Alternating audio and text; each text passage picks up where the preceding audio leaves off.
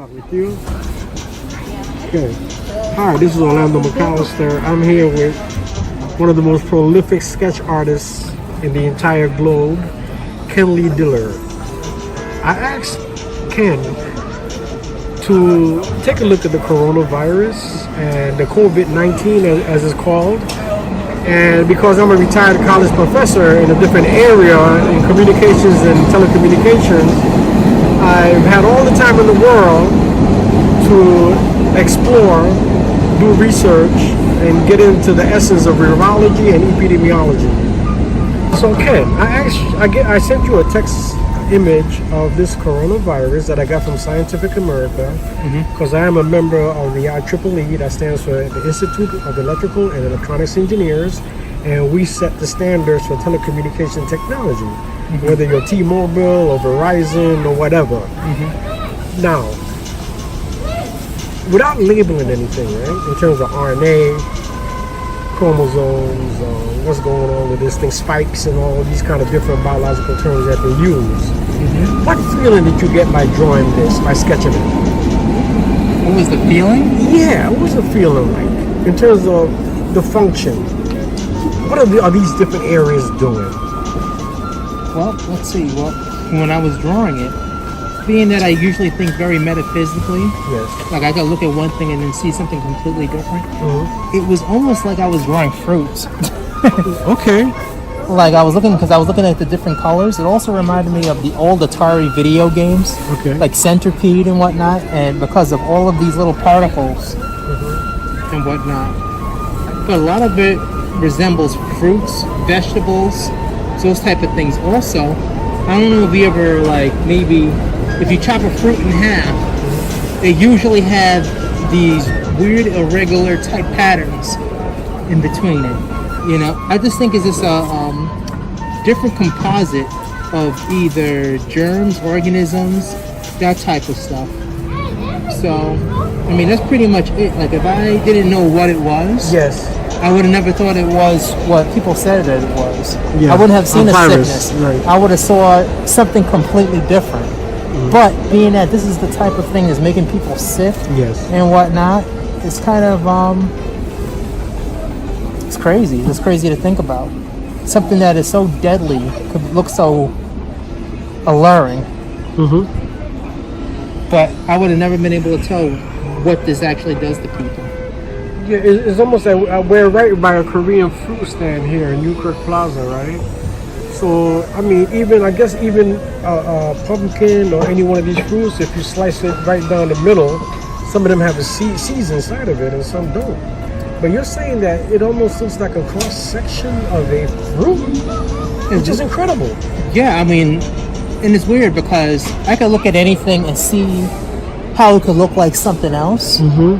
But I'm not a scientist in the sense that I'm not too aware about diseases and things like that. Sure. I don't have a lot of knowledge in that. But what I do know is when I look at something, I don't just see the thing, or I don't just see the person. I see other things that could be connected to that. So in this case, I could think of all types of things. Like this could possibly be like undersea, a creature you see underseas. Okay. You know what I mean? Like some type of fish, some type of Jellyfish, maybe? exactly, or maybe this could be the nucleus, and this could be spreading all around, or this could be some type of labyrinth. This could be a maze and whatnot, or this could be a relic. It could be something that you wear around your neck. Okay. You know, so Wow. so it could be whatever it is. Coronavirus. A corona amulet, Yeah, something right, like that. right. So there's all types. There's all. What do you have? What do you have? There's all types of things this type of thing can be. You want to give it to me? Oh. We're joining the coronavirus. I'm having an interview. Yeah. You have a virus? Yeah, we're joining it. Let's go. Yeah. Have a nice we're weekend. we're trying to find a cure. Yeah, go ahead. Wait a second. Go ahead. Is that All right. that virus that Okay, so we have the nucleus right here, and then we have. Go ahead. It could be some type of relic. It could also be. You ever see like the Wonder Wheel? Yeah. It could be an amusement park ride where people get inside of the bubbles and whatnot, and then they ride To the around. cyclone. Yeah. The Cordialo Park. This is crazy. Where's all this leading to? Come on. It's a cycle of ideas, you know, just by simply looking at it. For me. Yeah, well, it's quite fascinating because, I mean, you've come up with the fruit, the sea creature underneath the ocean floor, the fruits here, by the fruit stand that you can just cut open. It looks like the inside of that.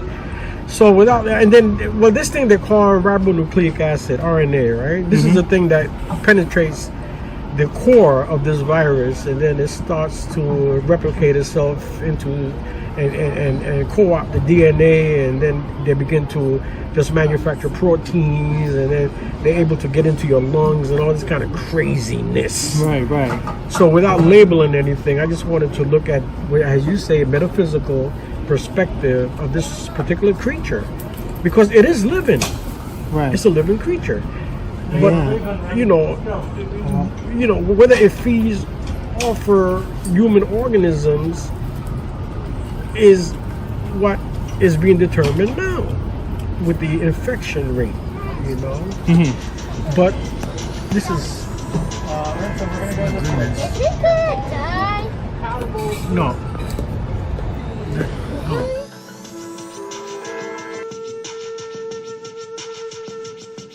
Okay, this is Orlando McAllister. I'm back with Ken Lee Dillard, one of the best sketch artists on the planet right now.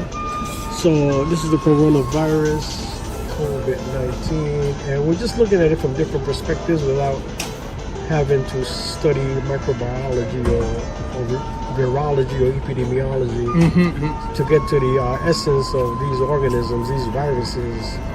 I mean, even the word itself, virus, you know, I mean, I don't even know who coined that word. But viral in the English vocabulary means something that goes spreading real quick. Yeah. And that's basically where it comes from, viral, right?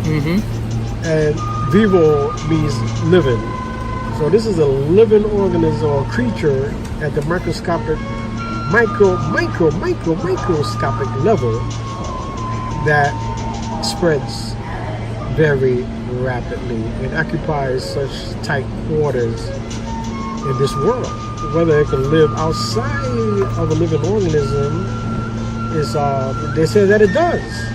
That's why they're having you to, you know, wash your hands every time, you know, you touch something, and I believe it might live for maybe 5 to 10 seconds, you know, but you have to take precautions, right? Yeah.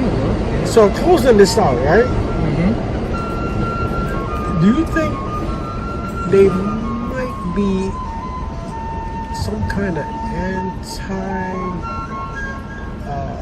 sketch of another organism that might counteract this? Because you did mention a cyclone wheel. And how Really this thing not might, sure. you're not sure? Really not sure, because the thing is, like I said, I'm not a scientist Yeah. or anything. I wouldn't know what type of organisms would it take to create a combination to counteract this. Right. I mean, I could come up with a cartoon or something, Right. but that's a little bit too direct. It's not very scientific in that sense. Right. Well, what can we say? At least we tried. Yeah, exactly. All right, because they're looking at vaccines and stuff like that. Yeah. Well, you know, we got to see, and hopefully the vaccine is what, and hope it does the job that everyone claims it's going to do. Right.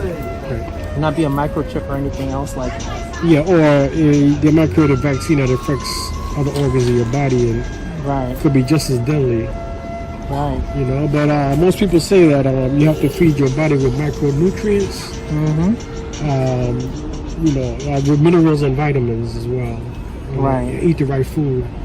Stay away from fatty stuff, you know. And Gotcha. that should help. So you build your immune system, and that's one way to ward off this virus by staying healthy by what you eat. Right. Because they talked about pre-existing conditions that this virus causes.